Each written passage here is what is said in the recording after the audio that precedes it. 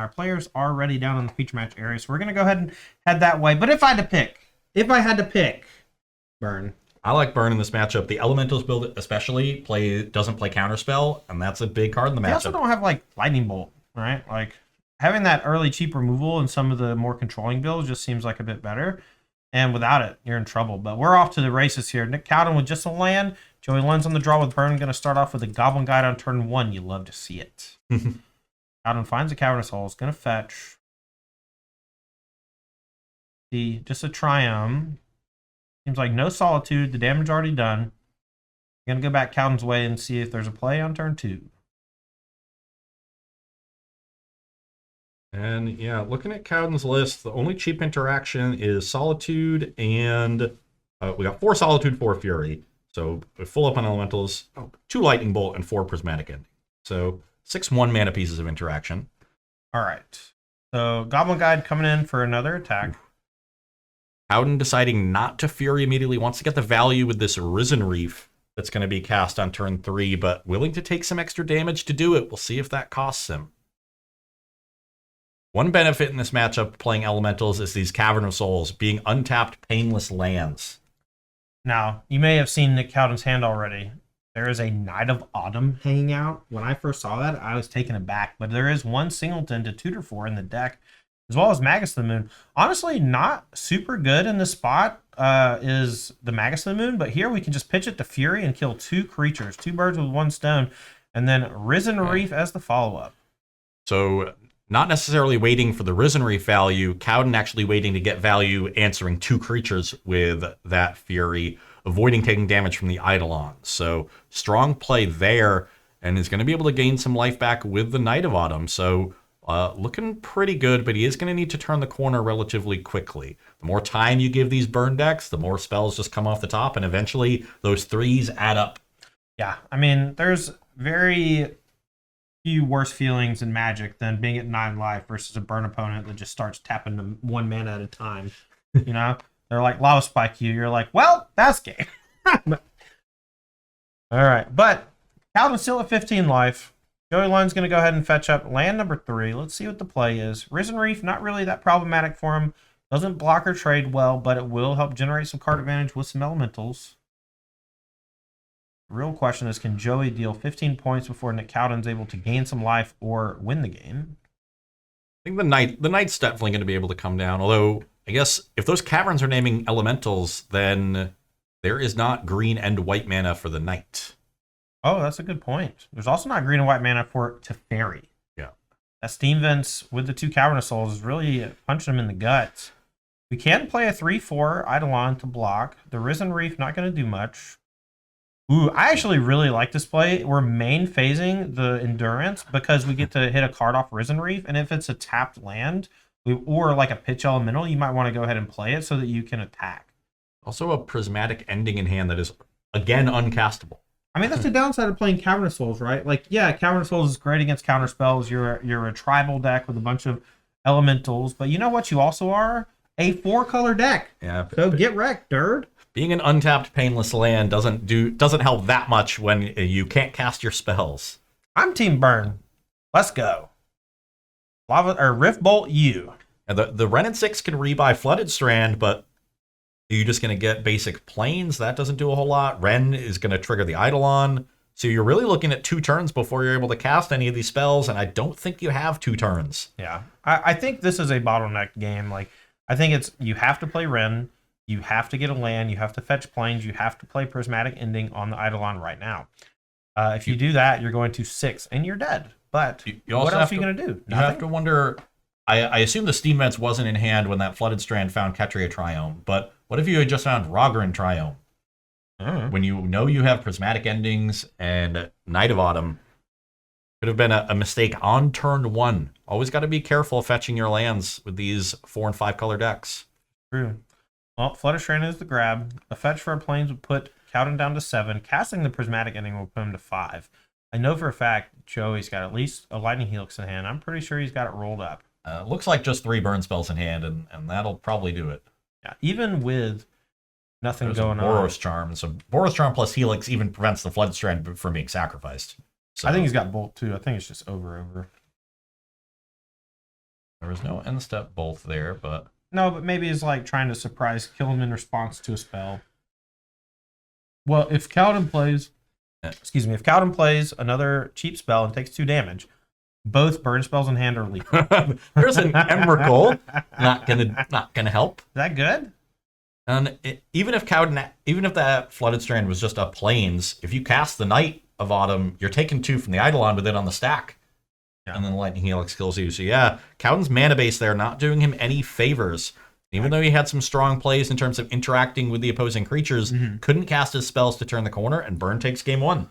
Yeah, that Fury to kill 2 creatures on turn 2 was probably best case scenario, but unfortunately 2 Cavernous Souls, no white mana, worst case scenario. But you have to imagine that it's probably their own fault. They knew they had the Caverns. You can use the Caverns to leverage the green mana for a lot of your creatures. And unfortunately, just the 2 Cavern draw just made it impossible to play many of the cards in hand, including 2 Prismatic Endings and a Night of Autumn, which could have been incredible. Yeah, you think that's in your deck to tutor against Burn in part. Yeah, to gain life or kill Eidolon. You had it without tutoring for it, and were just unable to cast it. So looking at some sideboards, Nick Cowden has a 2nd Night of Autumn, a Tail's End, 3 Dovin's Veto, 2 Aether Gust, 2 Hallowed Moonlight, 1 Force of Vigor, the Yorion Companion, 1 Obsidian Charmaw, 2 Flusterstorm, and a Chalice of the Void. I like Flusters, I like Dovin's Vetoes, I like Night of Autumn. One card that could be tempting that I don't actually like is that 1 Chalice of the Void with Skewer the Critics and Rift Bolt. Oh, yeah. They don't actually have a lot of ones. The time of Chalice of the Void being great against Burn is well over. I actually always thought Chalice of the Void on 2 was like the best to name because it stopped Boros Charm, Lightning Helix, Eidolon, and some of the cool sideboard cards like Smash the Smithereens or whatever they had, Destructive Revelry type stuff. These days, though, like, you know, if you get a Chalice of the Void on 1, on turn 2, on the play against Burn, it's decent. You know, you lock down a lot of stuff. So I wouldn't hate bringing it in, especially if you feel like, you know, Teferi Time Raveler is just not good enough and you need to get it out your deck. Yeah, it's not bad. It could come in, but I'm not immediately reaching for it. Looking at looks like we got another raid misplaced Ginger party of a 130. So heck yeah. Welcome Raiders. We are in the quarterfinals of this qualifier tournament. Joey Lunds on the left of your screen playing Burn up a game against Nick Cowden on your right playing 4-color Elementals. Going to Joey Lunds' sideboard, we've got 2 Deflecting Palms, 2 Core Firewalkers, 2 Path to Exile, 2 Rest in Peace, 3 Smash to Smithereens, and 4 Roiling Vortex. Now, I've played some Burn before. It's been a little while, but one of my mantras is, unless it's absolutely necessary, I don't side in cards that don't deal my opponent damage. No, that's fair. I think that many Burn players will end up losing games and matches because of cards like Deflecting Palm or, you know, just things that don't aggressively deal damage. And you get into spots where you have like Chain to the Rocks or Path to Exile to kill a big creature when you just need any damage. So maybe you want these Path to Exiles. I would shy away from them as an answer to Omnath. I like the Roiling Vortexes, though. Yeah, that one's good against the pitch elementals. Good against all the life gain. I like those Roiling Vortexes.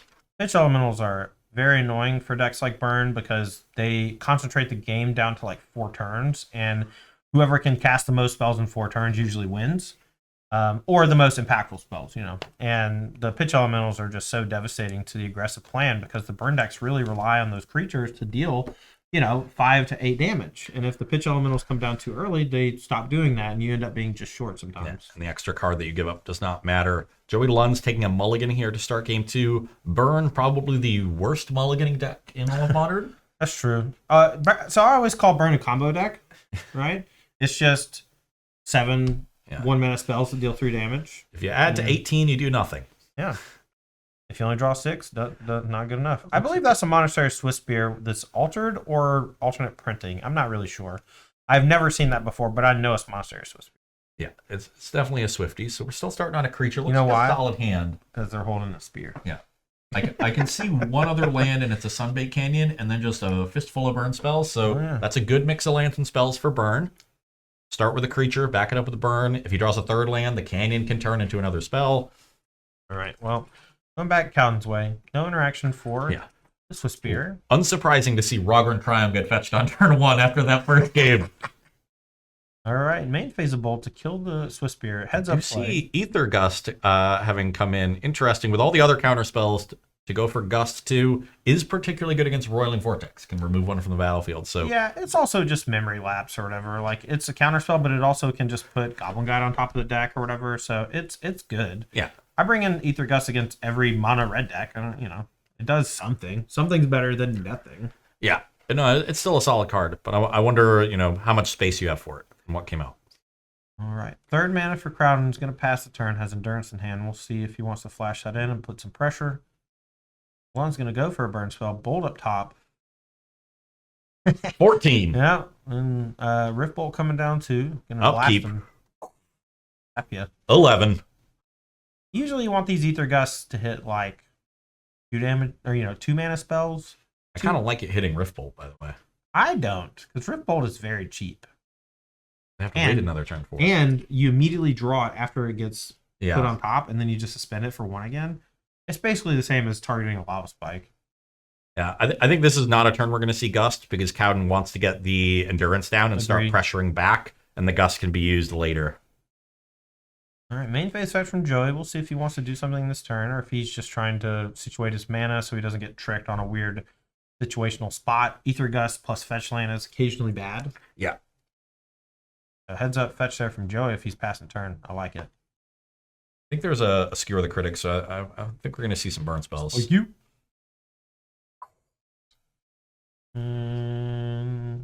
You? All right, we're just taking it That's all. getting Cowden to 5. Do we got another one? Yeah. Here comes Endurance. Okay. We're gonna not shuffle anything because you don't want to put 2 lands back in your own deck, and you don't want to put 4 burn spells back in your opponent's deck. That is an Eladamri's call. So we could see Ether Gust plus call this turn for Cowden into Omnath. Game over. Yeah, Omnath plus fetch is a Jeej. We were talking about this earlier in the day. Ross was like telling me that he thought Burn was good in the matchup, and I was like, Omnath seems pretty gross. He's like, yeah, but you have to get to 5 mana. After sideboard, it's a bit easier to get to 5 mana because of things like Lightning Bolt, Solitude, various interaction. Cowden playing a little scared there, not attacking with the Endurance. Right. And Lund's just passing the turn, doesn't want to pop the Sunbait Canyon even on his turn. Wonder what that last card is. My guess is it's like Lightning Helix or something. It's not Boros Charm. Oh, no, now we're cracking it. Okay. Well, I'm curious what the timing is on this because Yeah, we you might don't want to wait till just, Now, after the fetch resolves for Cowden, Lunds will have priority first because it's still his turn. Playing Eladamri's Call with the 2 mana, gonna resolve. Not resolve. We're gonna respond. Yeah. Draw a card. Our Arid Mace is untapped. One. Sacred Foundry also tapped. There we go. All right. Okay. And now, if you're Cowden, you're a little afraid of a Skullcrack. There's a couple in Lunds' list. If you go for it here and get Skullcracked, I guess with a fetch, you're actually okay. Because you can just respond. Oh, yeah. Sure. So you're still going to get 4 life. Omnath, too good.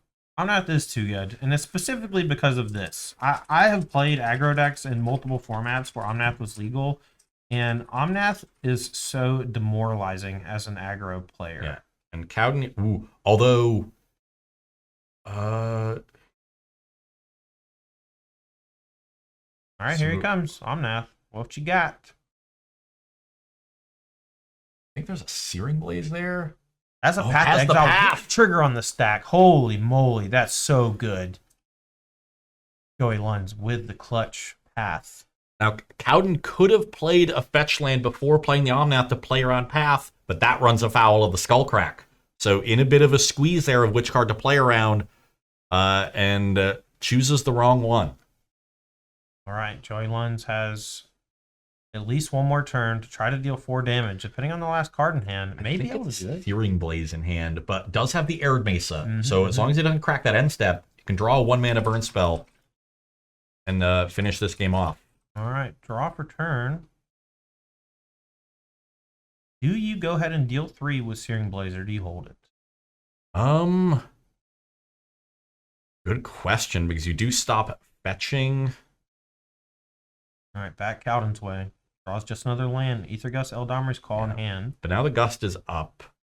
What do you go get? Do you get Knight of Autumn now? So that you can cast it this turn with Gust mana up and gain 4 to put you out of death range. That way you can start attacking too with the Endurance. Yeah, is that going to be enough though? No, no. That's You might tough. not even want to Gust. You might not need to Gust. You might just take 3 damage. I mean, this might be a wait turn and find another Omnath. Do Yeah. you think Gust is going to help you? Is going to get you to live? Because I don't know. if you're not dead right now, there's no way you're dead through the Gust. Isn't fetching just like uber dangerous though? So like, isn't it better to just go ahead and play? Yeah. Next turn you get to Omnath, play a land from hand, and put a trigger on the stack. Yeah, but you give your opponent a whole draw step. You can gain 4 life right here. 4 life is so much. It is, and the Cowden agrees with you. He goes for the Knight. I think that you had enough protection from the Gust to wait here. Well, he's going to play the fetch. Unlikely to crack 2 to Gus, because Gus is literally just like memory lapse or whatever. So we're going to gain 4. Brings Cowden to 8. Yeah, Searing Blade is going to put him back down to Endurance 5. gets Lunds to 13. And this Endurance missed, what, like 4 attacks this game? Only 2. Only 2. It held back twice. It came down on turn 3. Okay. This is now turn 7. All Like right. it attacked once, so it missed 3 attacks. We could have Lunds at 3 here. It also got Goblin Guided to death. Yeah. Haste creatures are a scary thing. And it's the threat of the haste creatures, coming through here. Okay, there. Now we see the Searing Blaze. Now, we can fetch to 6 and stop it, but a land off the top means that it's just going to happen anyway. So, Yeah. and if you just never fetch with those 2 lands, I think that's better as long as you're not dead. Yeah. So, and there's a Goblin Guide. Wow. Immediate punish. Goblin Guide coming through. Ran 6 on top. Is there a burn spell? Because I don't know if Cowden has 2 basics defined with these Flooded Strands. There's a Plains and an Island already on the battlefield. All right. Doesn't have it. Would have cast it almost 100%, unless it's Searing Blades, but I don't think it is. But now look at it. Now look at the hand. We've got a Gust that is going to buy us one more turn at least after a burn spell is drawn. But these Wrens aren't doing a whole lot.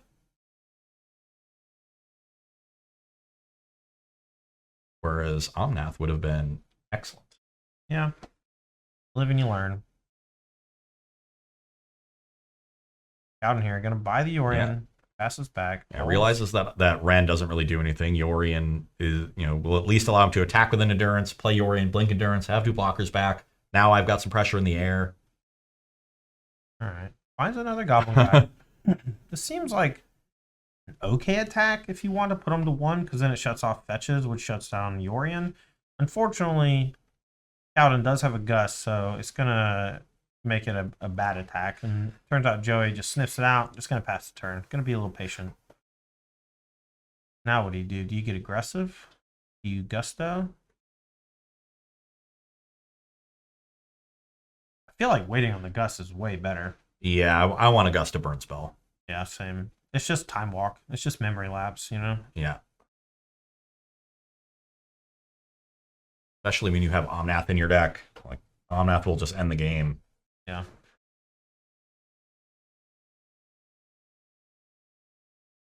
Like, we're continuing to hold up this Gust. Could potentially see one of these fetches get cracked, because along with a Steam Vents this turn of another dual land, we can play Yorion and still hold up the Gust next turn. I like it. Not a lot of difference between 3 and 2 life against burn. Yeah. Although there are 2 Goblin Guides in play, so I guess that's not 100% true. The Path to Exile clearing a blocker could be devastating. Land for turn. Joey passes. Back to Cowden.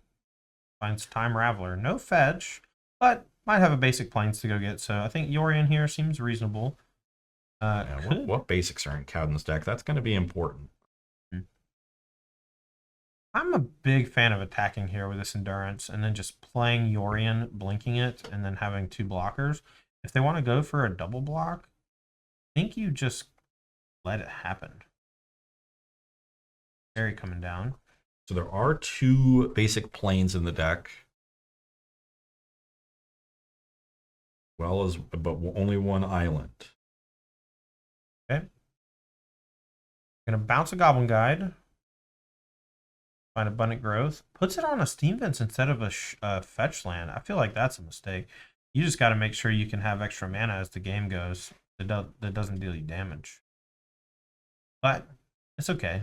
Not a whole lot going on that's negative. Ren's going to minus and deal 1. Passing of the turn. With another Ren in hand, it's possible that he's trying to set up for lethal on a weird attack in a few turns. Joey Lunds draws. Shakes his head. Replays Goblin Guide. Another fetch in hand. Yeah, and 2 forests are the only other basics. 2 snow forests. Okay. God. For Joey Lunds, this is the classic burn situation. You're like, I just need 1 more. Yeah. All right. Well, we're in a weird spot. The endurance is holding back these Goblin Guides. Doing a good job of it. We have Yorin, which can come down and do some blinking, but it's not really that powerful. But, I mean, it's a 4/5. It's a blocker. It resets your endurance if you want to attack with it. Yeah.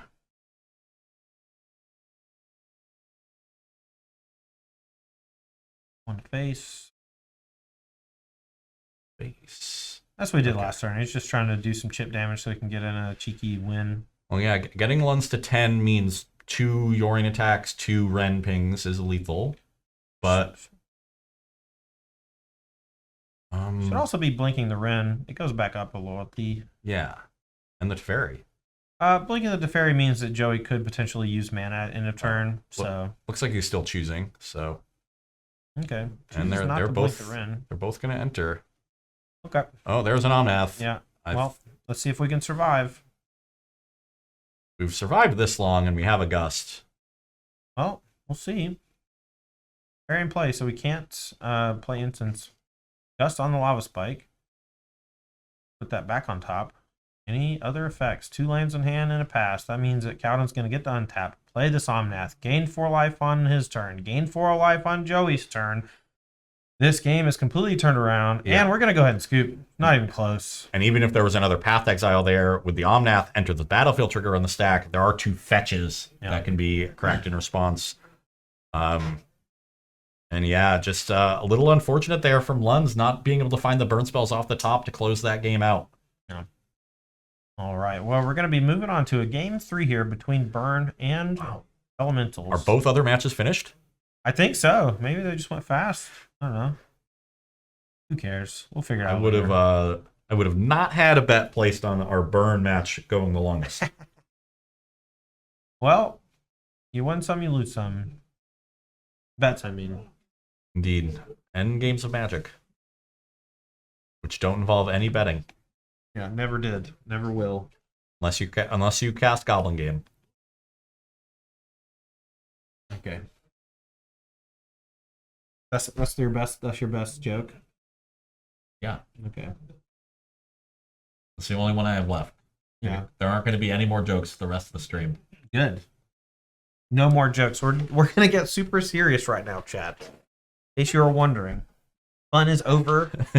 Yeah, there's no fun either. Now it's just misery. Somebody call Kathy Bates. No jokes, no fun. All right. Both players here shuffling up for game number 3. Burn's going to be on the play. It's going to be a great place for them to be.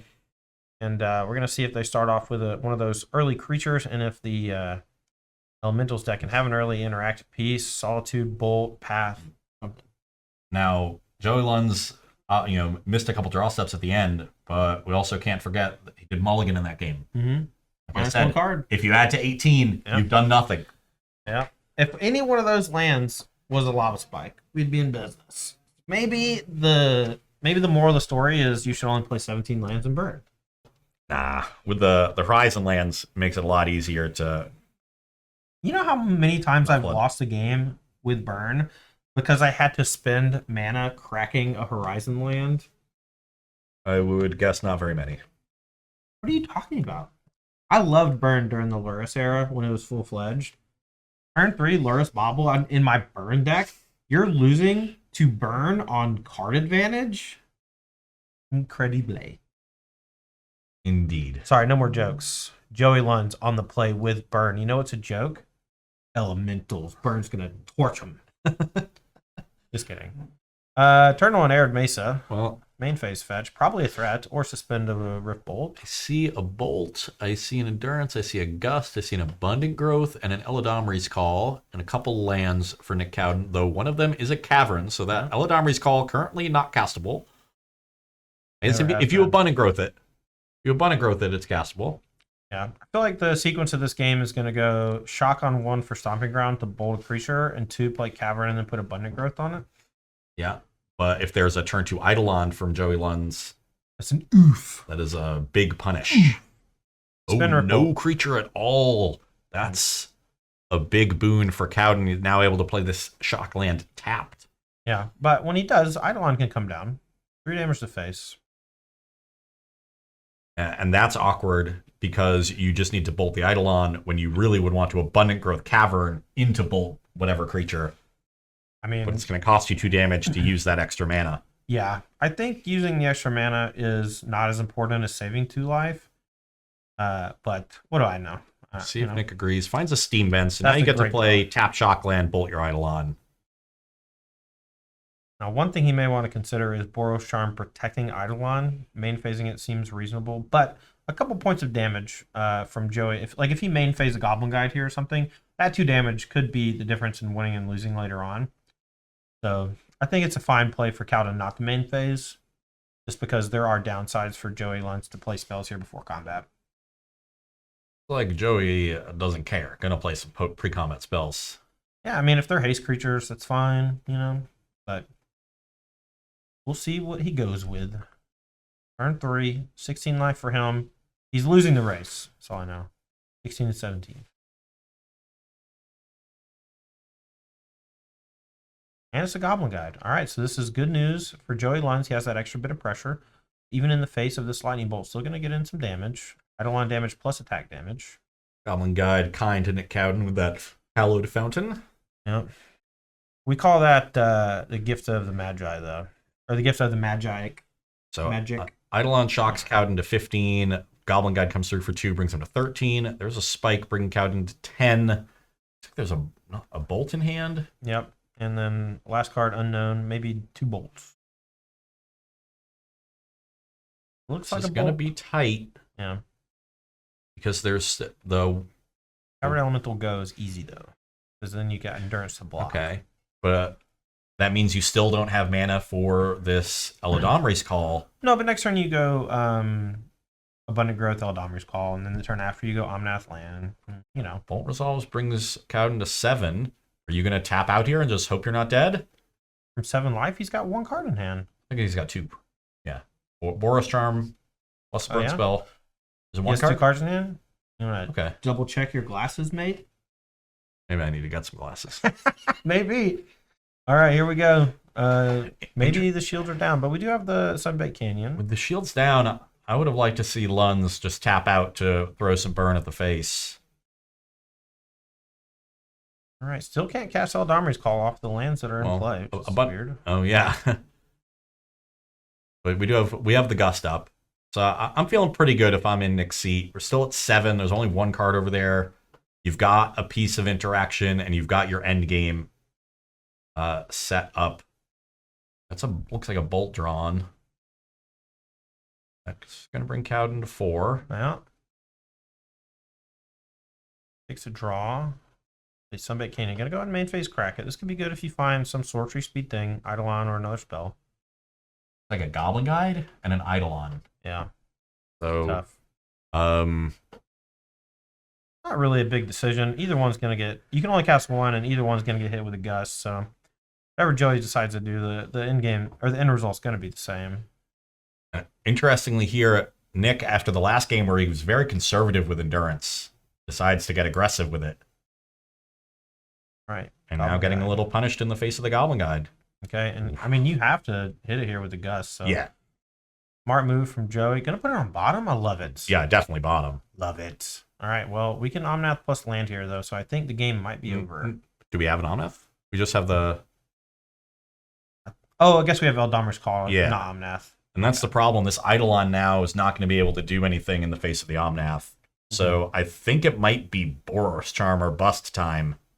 Well, if that's the case, Ether Gust no longer a factor because it had to target that Goblin Guide and is fairly weak.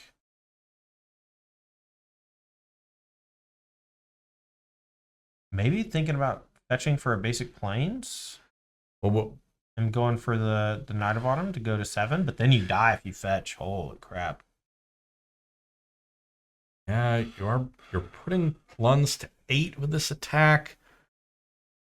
Yeah, that's tough. I think you gotta. Endurance plus Eldamir's Call is also fine. You know, you're at 4. It has to be Boros Charm, right? Yeah, just it. Yorian. Okay. All right. Well, it's fine. We don't have any kind of solitude. Yorian and discarding the hand size. With Boros Eldamir's Charm? Call in hand, I don't know. What is it? I think Oh, baby. Skewer the critics. Turns off fetches, but And that's unfortunately, not good enough. yeah, Cowden gonna end up one short because of the somewhat slow start, allowing Cowden to have 2 tap lands to start. Yeah, the biggest thing about Burn and Modern, you have to have a creature on turn 1 most of the time to compete. Sometimes your hand can just be 7 burn spells, and that's good enough. But I mean, we're seeing it this game, right? Like, you don't have a turn 1 creature, you just don't deal enough damage. Now, the other unsung decision of this game was Joey's choice to play the Goblin Guide instead of the Eidolon. If he goes for the Eidolon, I think you still draw the Gust, right? Mm-hmm. And then you put on bottom, and then if Cowden Guide goes was for the fine. attack and plays aggressively like he did, your Goblin Guide gets in, Spectacles of Skewer, and is lethal. Yeah.